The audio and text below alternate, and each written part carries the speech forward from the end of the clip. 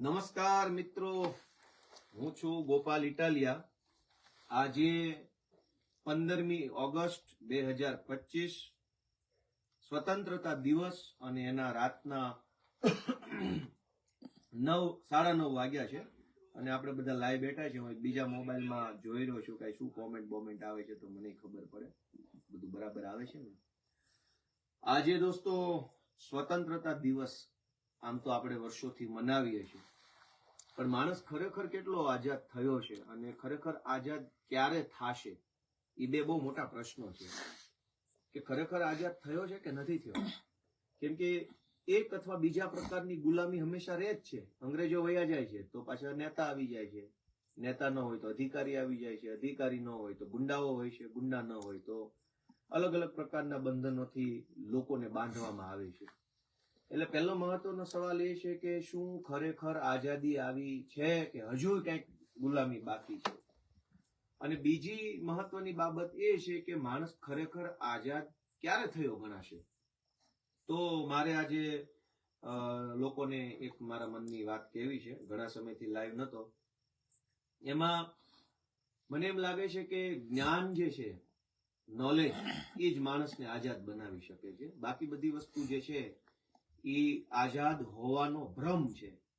જ્યાં સુધી માણસની પોતાની પાસે જ્ઞાન નથી, નોલેજ નથી, માહિતી નથી, જાણકારી નથી, સૂચના નથી, ત્યાં સુધી માણસ જે છે એ સમજો કે અબુધ પ્રકારે જીવન જીવવા લાચાર બને છે, મજબૂર બને. અને અબુધ હોવું એટલે પોતાની જાતે એક ગુલામ પ્રકારની વાત થઈ ગઈ. એટલે આજે મારે તમને કેટલીક પાછી માહિતી આપવી છે. મેં 2 દિવસ પહેલા ગ્રામ સભાની માહિતી આપી હતી અને આજે ગુજરાતભરમાં અનેક ગામડામાં ગ્રામ સભા થઈ. ક્યાંક સારી થઈ, ક્યાંક ખરાબ થઈ, ક્યાંક થવા જેવું થયું, ક્યાંક ન થવા જેવું થયું. પણ હવે આપણે પાછું આગળનો એક વિષય સમજવો છે. આ તમને મારી વાત વ્યાજબી લાગે તો તમે બધા સુધી પહોંચાડજો. આપણે ત્યાં આજે ગામ સભા હતી એટલે અનેક ગામના યુવાનો જે છે એને ગામ સભામાં ગયા અને નાના મોટા પ્રશ્ન રજૂ કર્યા. અને લોકો એમ માને છે કે ગ્રામ પંચાયતમાં જ બધું કામ થઈ ગયું હશે, અથવા ધારાસભ્યથી થઈ ગયું હશે, અથવા સાંસદ સભ્યથી થઈ ગયું હશે. તો મિત્રો, સરકારી કામ કરવાની વ્યવસ્થા કેવી રીતે ગુજરાતમાં બનેલી છે એની મારે તમને માહિતી આપવી છે.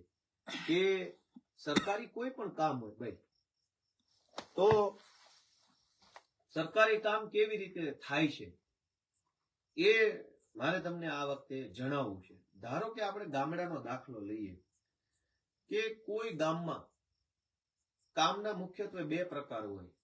પહેલો પ્રકાર એવો હોય કે સાવ નવેસરથી કામ કરવું છે, અથવા કોઈ કામની અંદર રિપેરિંગ કરવો છે, સુધારો વધારો ઘટાડો કરવો હોય. નવેસરથી કામ એટલે કે નવી સ્કૂલ બનાવવી છે, નવું સ્મશાન બનાવવું છે, નવી આંગણવાડી બનાવવી છે, નવો પુલ બનાવવો છે, નવી પાણીની ટાંકી બનાવવી છે, નવો રોડ બનાવવો છે, નવી ગટર નાખવી છે. તો એ બધા થઈ ગયા કામ. અથવા કામનો બીજો પ્રકાર છે કે કોઈ પાણીની ટાંકી છે એને રિપેર કરવી છે, કોઈ શાળા રિપેર કરવી છે, કોઈ દવાખાનું રિપેર કરવું છે, કોઈ ગટર રિપેર કરવી છે, અથવા ગટર અથવા પાણીની ટાંકી બહુ જૂની થઈ ગઈ છે એને તોડી નાખવી છે. તો એ પણ એક કામ છે. તો ગ્રામ્ય કક્ષાએ અનેક પ્રકારના કામોની લોકોને જરૂર પડતી હોય છે. હજારો લોકોને ખબર નથી કે આ કામ ખરેખર કરે છે કોણ અને કેવી રીતે થાય છે. એટલે હું આજે તમને એ માહિતી આપવા માંગુ છું કે કામ કેવી રીતે થાય અને કામ કેવી રીતે કરી શકાય. તો આજે અમારી સાથે આ બધા ભેસાણના અમારા કાર્યકર્તાઓ મિત્રો છે. આ અમારા કિશોરભાઈ સાવલિયા ભેસાણ તાલુકાના પ્રમુખ છે. ભેસાણ એક વાડી અમે બેઠા છે, નાનો એવો ફોક્સ છે અને માહિતીનું આદાન પ્રદાન અમે કરી રહ્યા છીએ. ગામની અંદર કોઈ પણ આપણે ઉદાહરણ તરીકે એવી રીતે સમજીએ કે કોઈ નવું કામ કરવું છે, સાવ નવું.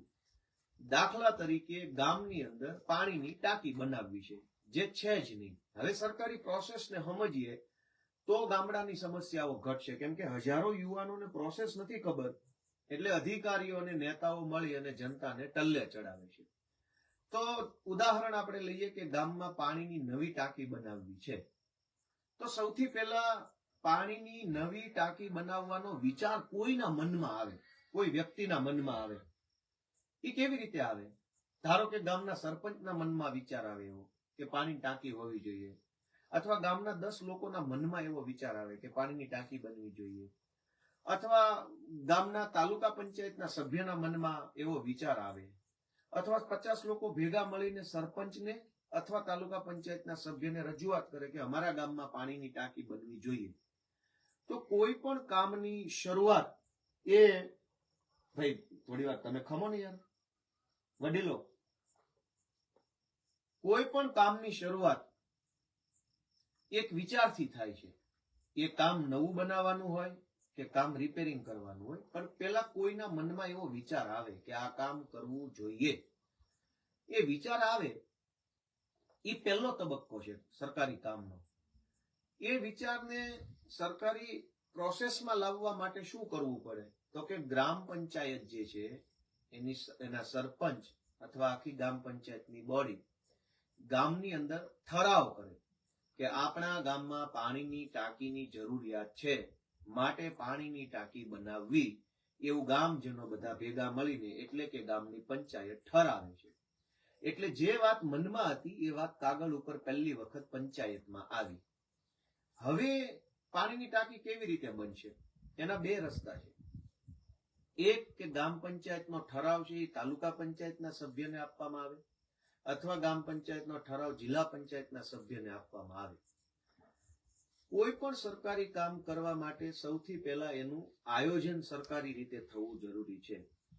આયોજન હંમેશા બે જ કક્ષાએ આયોજન થાય છે, ત્રીજી કોઈ એની કક્ષા છે જ નહીં ગુજરાતમાં, જ્યાં સુધી મારી માહિતી છે. એક તાલુકા કક્ષાનું આયોજન અને એક જિલ્લા કક્ષાનું આયોજન. તાલુકા કક્ષાના આયોજનની અંદર તાલુકા પંચાયતના તમામ સભ્યો અને પ્રાંત અધિકારી એના અધ્યક્ષ હોય એવી એક આયોજન કમિટીની મીટિંગ મળે. તાલુકા આયોજન કમિટીના અંદર આખા તાલુકાના કોઈ પણ ગામનું કોઈ પણ કામ છે એ એની અંદર સૂચનમાં મૂકી શકાય. એટલે સમજો કે તાલુકા પંચાયતના તમામ સભ્યો મીટિંગમાં બેઠા છે, પ્રાંત અધિકારી એના અધ્યક્ષ તરીકે બેઠા છે. તાલુકા પંચાયતના દરેક સભ્યો પોતપોતાના મત વિસ્તારના 10, 20, 25, 50, 100 કામોની યાદી એ મીટિંગમાં મૂકે. આ મીટિંગ વર્ષમાં એક વખત થતી હોય છે. સામાન્ય રીતે ડિસેમ્બરમાં અથવા જાન્યુઆરીમાં આ આયોજનની મીટિંગ થતી હોય છે. આયોજનની સ્પેશિયલ મીટિંગ હોય છે. જિલ્લા કક્ષાના આયોજનની પણ સ્પેશિયલ મીટિંગ થાય અને તાલુકા કક્ષાના આયોજનની પણ સ્પેશિયલ મીટિંગ થાય.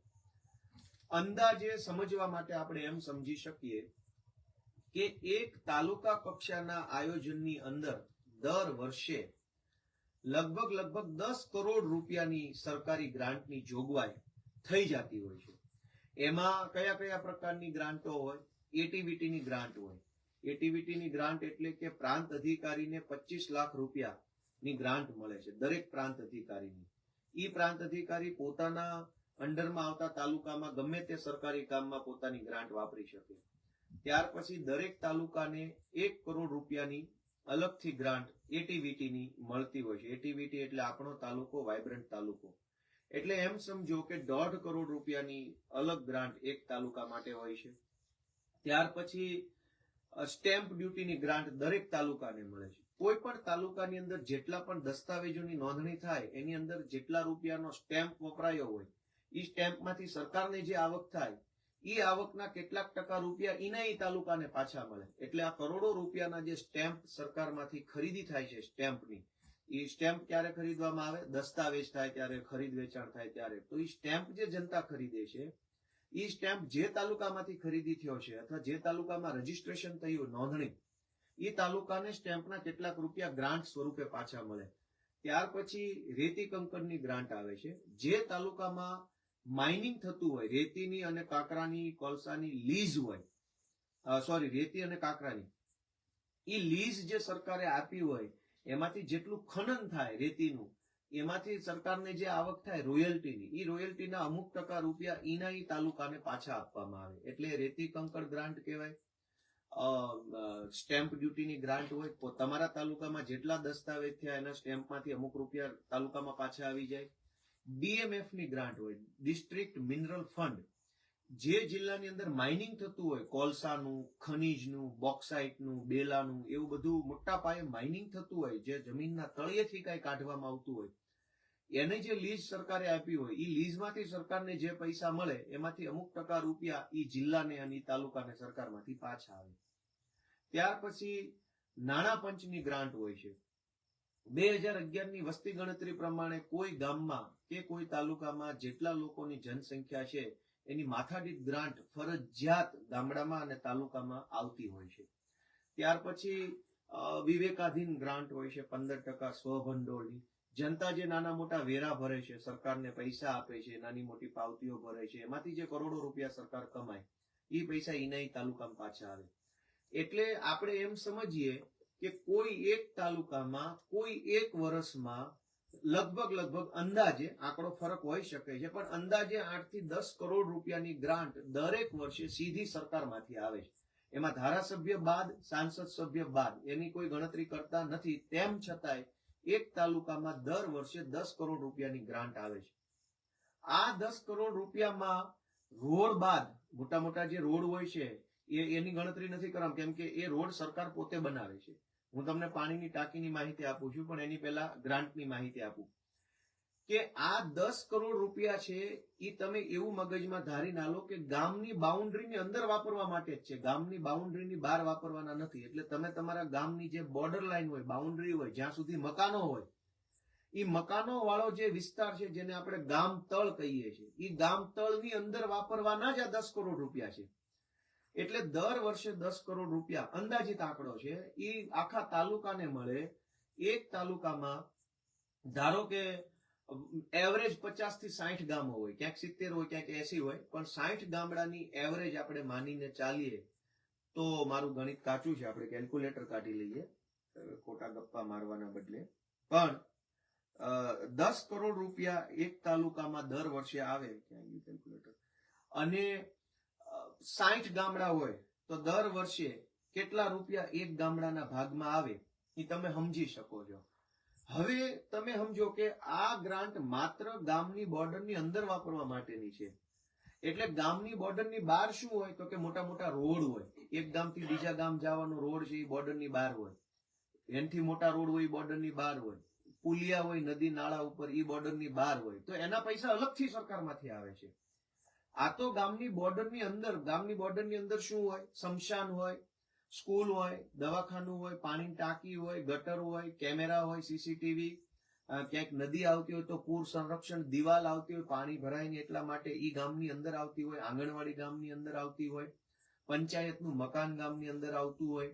તો ગામની અંદર આટલી જ વસ્તુ આવતી હોય, અને ઈ જ વસ્તુ માટે સરકારના એક તાલુકા દીઠ 10 કરોડ રૂપિયા અંદાજિત આખા ગુજરાતમાં આવે છે. હવે હું તમને કહું કે ગામમાં પાણીની નવી ટાંકી બનાવી છે. સામાન્ય રીતે લોકો ધારાસભ્ય, સાંસદ સભ્યને રજૂઆત કરતા ટાંકી બનાવી છે, ગ્રાન્ટ આપો, પણ ગામની અંદર પૈસા વાપરવા માટે કરોડો રૂપિયા સરકારમાંથી ઓલરેડી આવે છે. હવે આપણે એક વસ્તુ એ પણ મારે તમને ધ્યાને મૂકવી છે કે 5 લાખ રૂપિયા સુધીનું કોઈ પણ સરકારી કામ હોય એ તાલુકા પંચાયત હસ્તક થતું હોય છે હંમેશા માટે, અને 5 લાખ કરતા ઉપરની કિંમતનું કોઈ પણ કામ હોય તો એ જિલ્લા પંચાયત હસ્તક થતું હોય. પછી એ 10 લાખનું હોય કે 20 લાખનું હોય કે 50 લાખનું હોય. 5 લાખ કરતા અંદરની કિંમતના જે કાંઈ સરકારી કામ હોય એ તાલુકા પંચાયત હસ્તક એનું વહીવટી પ્રક્રિયા થાય અને એ કામનું અમલીકરણ ગ્રામ પંચાયત કરાવે. આપણે પેલા નાના કામનો દાખલો લઈએ, કેમ કે પાણી ટાંકી તો 5 લાખ વાળી ન હોય એટલે મોટો દાખલો થઈ જાય છે. હું નાના દાખલામાં સમજાવું કે એમ સમજો કે ગામની અંદર આપણે સીસીટીવી કેમેરા નાખવા છે. આના સીસીટીવી નો દાખલામાં ટેકનિકલ પ્રોબ્લેમ આવશે, આપણે સરળ ભાષામાં સમજાવવા છે. ગામના સ્મશાન ફરતે દિવાલ કરવી છે. સ્મશાન ઉપર ફરતે દિવાલ નથી, મસાણિયા ફરતે. એટલે ગામમાં એવું પેલા મેં કીધું મનમાં વાત આવી, ગામ લોકોના કે સરપંચના કે તાલુકા સભ્યના કે સ્મશાનની ફરતે દિવાલ કરવી છે. એ વાત બે રીતે સરકાર સુધી જાય. એક તો તાલુકા પંચાયતનો સભ્ય ડાયરેક્ટ આયોજનની મીટિંગમાં મૂકી શકે, અથવા ગામ પંચાયત ઠરાવ કરે અને ગામ પંચાયત તાલુકા સભ્યના માધ્યમથી મૂકે. એટલે એક વસ્તુ દોસ્તો મગજમાં ક્લિયર રાખજો કે ગામની બોર્ડરની અંદરનું કોઈ પણ કામ હોય એનું પહેલું પગથિયું તાલુકા પંચાયતની આયોજન સમિતિની બેઠક છે. એટલે કે તાલુકા પંચાયતના સભ્યનું મહત્વ ખૂબ વધી જાય છે. જોકે ભાજપના માણસોએ તો આને કમાવાનો ધંધો કરી નાખ્યો છે, સ્મશાનની ફરતે દિવાલ બનાવવી છે, એવું કામ નક્કી થયું કે ભાઈ એક્સ નામનું ગામ છે, એક્સ ગામમાં સ્મશાનની ફરતે દિવાલ બનાવવી છે. હવે આ કામ તાલુકા આયોજન કમિટીની મીટિંગની અંદર પહેલી વખત રજૂ થયું હોય. ડિસેમ્બરમાં અથવા જાન્યુઆરીમાં એક જ વખત એની મીટિંગ થાય આખા વર્ષમાં, કેમ કે આખા તાલુકાના તમામ કામોનું આયોજન એક જ વખતમાં નક્કી કરી નાખવામાં આવે કે આખા વર્ષમાં આપણા તાલુકામાં આટલા કામ કરશું. એ કામમાં 100 કામની યાદી હોય, 500 કામની યાદી હોય, 700 કામની પણ યાદી હોઈ શકે છે. તો સ્મશાનની દિવાલ બનાવવાનું કામ જે છે એ આયોજન કમિટીમાં મંજૂર થયું. આયોજન કમિટીના અધ્યક્ષ પ્રાંત અધિકારી છે, એના કમિટી મેમ્બર તાલુકા પંચાયતના સભ્યો હોય.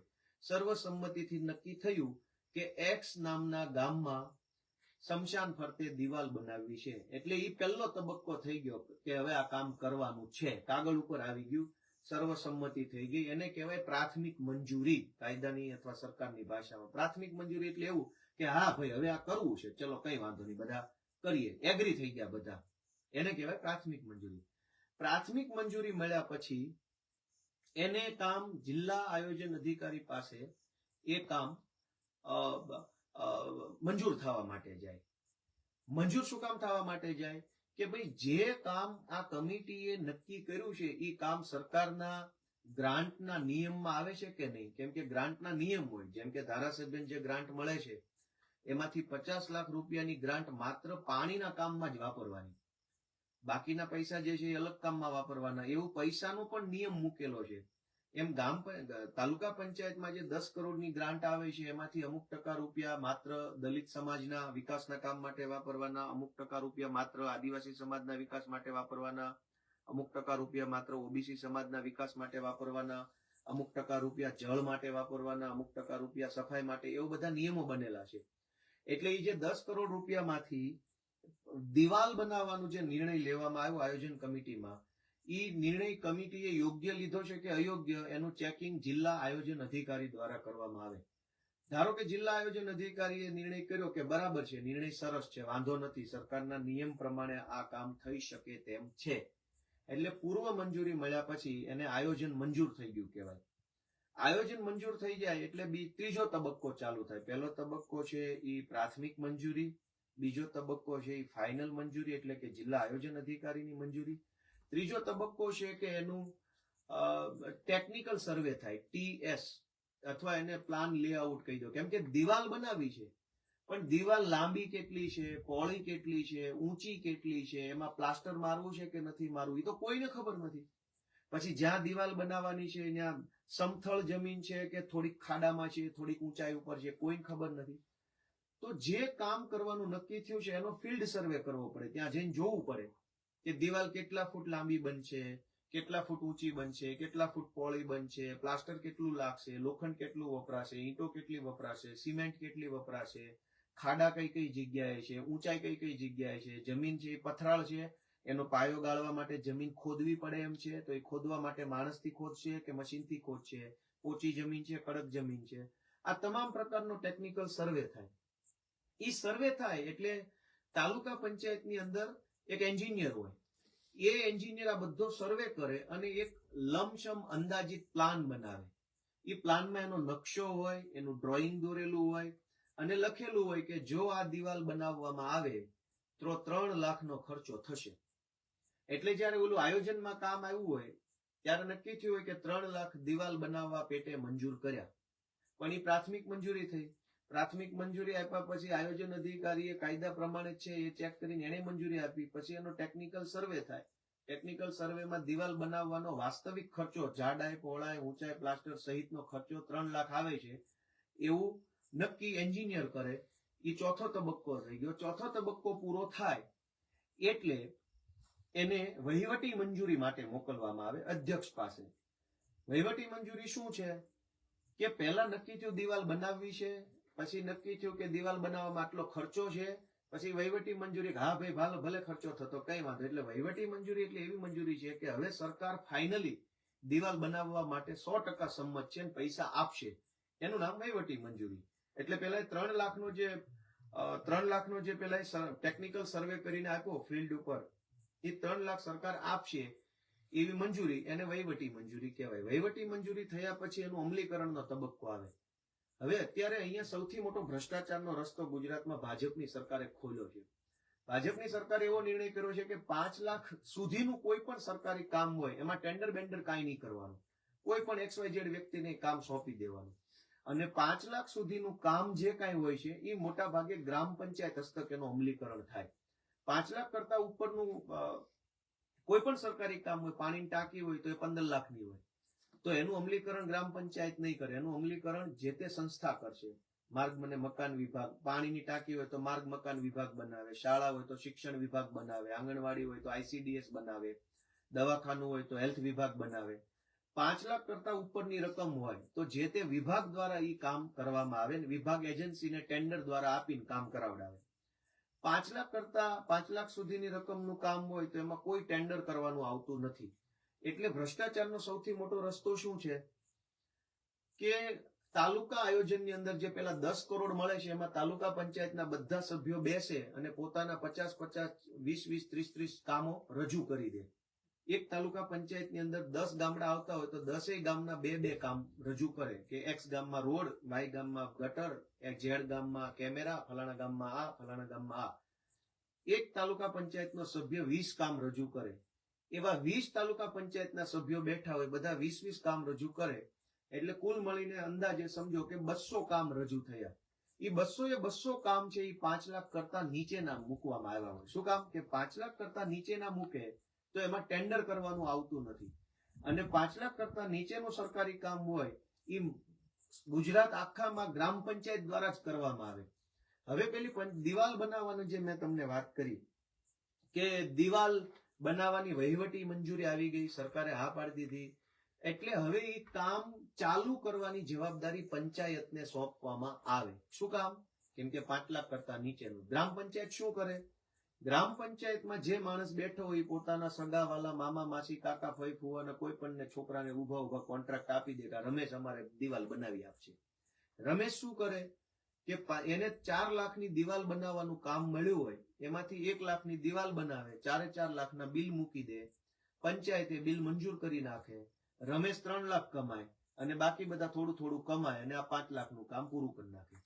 હવે આ 5 લાખના કામમાં ભ્રષ્ટાચાર થવાનું સૌથી મોટું કારણ એ છે કે આખા ગુજરાતમાં સૌથી વધુ કામો ગામડાની બોર્ડરની અંદર થતા હોય છે. ગામડાની બોર્ડરની બહાર તો સરકાર પોતે કરે છે, સરકારનો વિભાગ કરે છે. 5 લાખથી ઊંચું કામ હોય એમાં ટેન્ડરો થાય છે અને ટેન્ડર દ્વારા કરવામાં આવે છે. 5 લાખથી નીચેના કામમાં કોઈ ટેન્ડર નથી અને 5 લાખથી નીચેના તમામ કામ ગામડાની બોર્ડરની અંદરના હોય છે. એટલે ભ્રષ્ટાચાર કેવી રીતે થાય કે 5 લાખથી અંદરનું કામ કરવાનું જે છે એ રમેશને આપી શકાય, મગનને આપી શકાય, છગન કોઈ પણને આપી શકાય. એમાં કંપની બનાવવાની જરૂર નથી, કોઈ ટેન્ડર કરવાની જરૂર નથી. એટલે શું થાય કે માનો કે રમેશે ભ્રષ્ટાચાર કર્યો તો રમેશની તો કોઈ કંપની જ નથી. તો કંપની નથી તો કંપનીને સજાઈ નથી થવાની, કંપની બ્લેકલિસ્ટ નથી થવાની, કંપની ટેન્ડર ભરવામાંથી એને દૂર નથી રાખવામાં આવવાની. 5 લાખ કરતા ઉપરના કામોમાં એવું થાય છે કે જો કંપની બહુ મોટા ફોલ્ટમાં આવી જાય, કેમ કે 5 લાખ કરતા ઉપરનું કામ માત્ર કંપની દ્વારા કરી શકાય, એમાં ટેન્ડર ભરવું પડે છે. હવે ટેન્ડરો ભરીને ઘણું બધું કરીને તમને કામ મળ્યું હોય તમે કઈક ફોલ્ટમાં આવો તો તમારી કંપનીને બ્લેકલિસ્ટ કરી નાખે, તમારી કંપનીને સરકાર સસ્પેન્ડ કરી નાખે, તમારી કંપની પાસેથી ફી વસૂલી લે, તમારી કંપનીની ડિપોઝિટ જમા લઈ લે.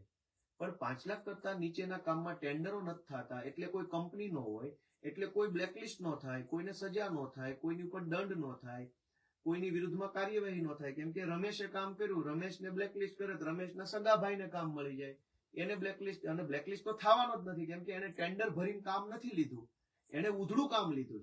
એટલે બહુ કરોડો અબજો રૂપિયાનો ભ્રષ્ટાચાર ગામની બોર્ડરની અંદરના કામોની અંદર એટલા માટે થાય છે કે એક તો સરકારે 5 લાખના કામોમાં કોઈ ટેન્ડરની પ્રોવિઝન નથી કર્યું. હકીકતમાં ટેન્ડર હોવું જોઈએ, ટેન્ડર ભરવા માટે કંપની હોવી જોઈએ. કંપની હશે તો કંપનીને કંપની બ્લેકલિસ્ટ થઈ જવાનો ડર લાગે.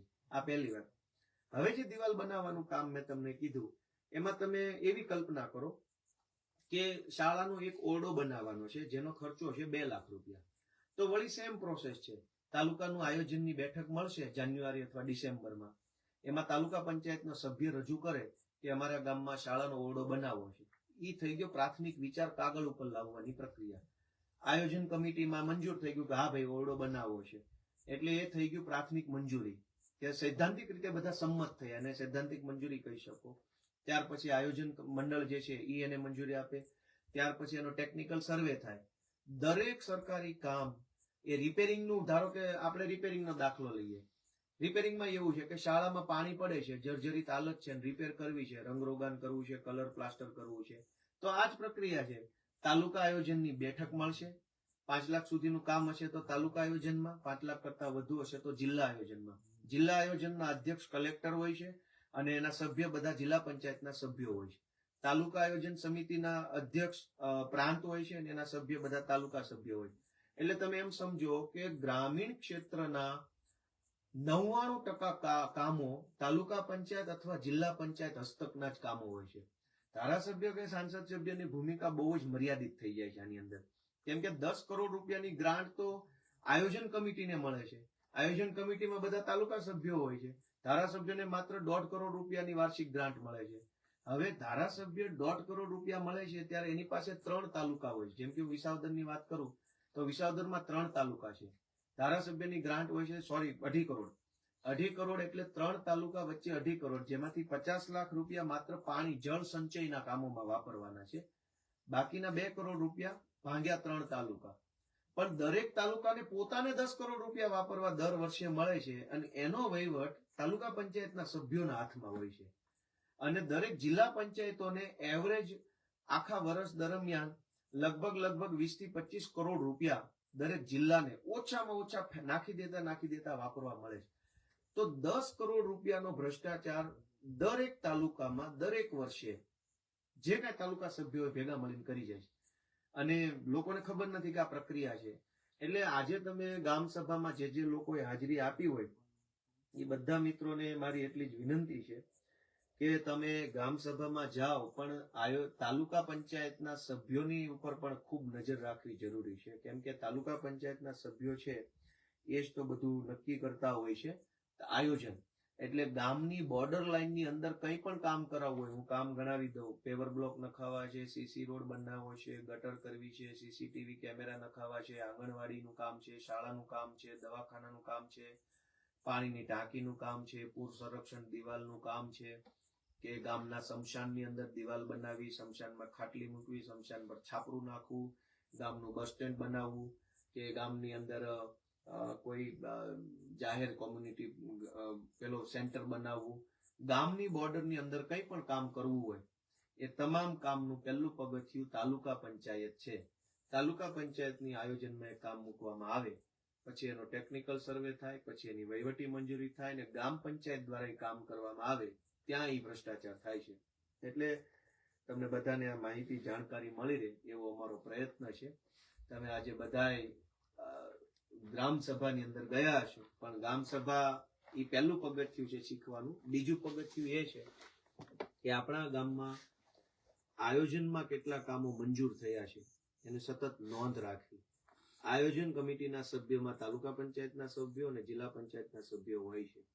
આ બધા જ લોકો મોટા ભાગે એવું કરતા હોય છે. દાખલા તરીકે ઉદાહરણ આપું ભ્રષ્ટાચારનું, કે કોઈ ગામમાં પેવર બ્લોક નાખવાની જરૂરિયાત છે, એટલે ગામના આગેવાનને એવું કહેવામાં આવે કે તમારા ગામમાં હું પેવર બ્લોક નખાઈ દઉં, મને તમે દાખલા તરીકે 5,000 આપી દેજો. એટલે તાલુકા પંચાયતના સભ્યને દાખલા તરીકે 5,000 આપવામાં આવે એટલે તાલુકા પંચાયતનો સભ્ય એક્સ નામના ગામમાં બ્લોક નાખવા છે એવો રિપોર્ટ આયોજન કમિટીમાં મૂકે. એટલે આયોજન કમિટીમાં એ રિપોર્ટ મંજૂર થઈ જાય. મંજૂર થઈ જાય એટલે પછી એનો સર્વે થાય તો વહીવટી મંજૂરી મળે. વહીવટી મંજૂરી મળે એટલે બ્લોક નાખવાની પ્રોસેસ ચાલુ થાય. પ્રોસેસ ચાલુ થાય એટલે એ ગામ પંચાયતને બ્લોક નાખવા માટેનું કામ સ્ટાર્ટ કરી દે. કામ સ્ટાર્ટ કરે એટલે 5,000 તો પહેલા અપાઈ ગયા હોય, એટલે પછી પાછળથી તો બધું, એટલે આખા ગુજરાતમાં આ સિસ્ટમ હાલે છે. એને તમે જાણો કે ગામનું કોઈ પણ કામ, ગામની બોર્ડર લાઈનની અંદરનું કોઈ પણ કામ 5 લાખ કરતા નાની રકમનું કામ હોય એ તમામ કામ તાલુકા પંચાયતના 10 કરોડ રૂપિયાની વાર્ષિક જે અલગ અલગ ગ્રાન્ટો હોય છે, વિવેકાધીન ગ્રાન્ટ, સ્વભંડોળની ગ્રાન્ટ, ડીએમએફની ગ્રાન્ટ, રેતી કંકરની ગ્રાન્ટ, સ્ટેમ્પ ડ્યુટીની ગ્રાન્ટ, આ તમામ ગ્રાન્ટનો ટોટલ 10 કરોડ એક તાલુકા દીઠ થાય છે. એ 10 કરોડના આયોજન ઉપર જનતાએ નજર રાખવી જોઈએ. આયોજન થતું હોય ત્યારે પોતાના સૂચન આપવા જોઈએ. એકનું એક કામ 2 વખત આયોજનમાં લેવાઈ જાય. મોટા ભાગે ભ્રષ્ટાચારનો એક બીજો રસ્તો છે કે આ ભાઈના ઘરથી આ ભાઈના ઘર સુધીનો રોડ મંજૂર થાય 2021 આયોજનમાં, પછી 2022 આ ભાઈના ઘરથી આ ભાઈના ઘરનો રોડ મંજૂર થઈ જાય, પછી 2024 આ ભાઈના ઘરથી આ ભાઈના ઘરનો મંજૂર થઈ જાય. એકનો એક રોડ 10 વખત મંજૂર થઈ જાય, બને એક પણ વખત નહીં 10 વખત પેમેન્ટ નીકળી જાય. આવું પણ ગુજરાતમાં બને છે. નામ બદલી કે ગોપાલભાઈના ઘરથી કિશોરભાઈના ઘર સુધી બ્લોક નાખ્યા, પેમેન્ટ આવી ગયું. આવતા વર્ષે કિશોરભાઈના ઘરથી ગોપાલભાઈના ઘર સુધી બ્લોક નાખ્યા, વળી પેમેન્ટ આવી ગયું. આવતી વખતે ગોપાલભાઈ બાપાનું નામ લખે કે ભાઈ ફલાણા ભાઈના ઘરથી કિશોરભાઈના ઘર સુધી બ્લોક. એટલે કામનું નામ ટાઇટલ બદલી નાખે એટલે યુનિક લાગે. અને આવી રીતે ભ્રષ્ટાચાર થતો હોય છે. લોકો જાણે, જાગે, પ્રશ્ન પૂછે, અવાજ ઉઠાવે એવી લાગણી સાથે મેં આજે આ અડધી રાતનો ઉજાગરો કર્યો છે. બધાનો ખૂબ ખૂબ આભાર. ભાઈ તમારે કોઈ કઈ કેવું હોય 2 શબ્દો કહી દો. અડધી કલાકથી તમે ઉભા છો તો કઈ 2 શબ્દો કયો, કઈક સાંભળ્યા ગુજરાતમાં હોવ બધા કયો કિશોરભાઈ કયો 2 શબ્દો. હે અમે તો શું કહ્યું જો લઈ જે ફાવે કયો. હવે પછી આપણે પછી ટાટર પાડી દઈએ. કયો કઈ કયો પાણી દો. તમે કીધું બધું હાલી હાલો. ભારત માતા કી જય. હાલો.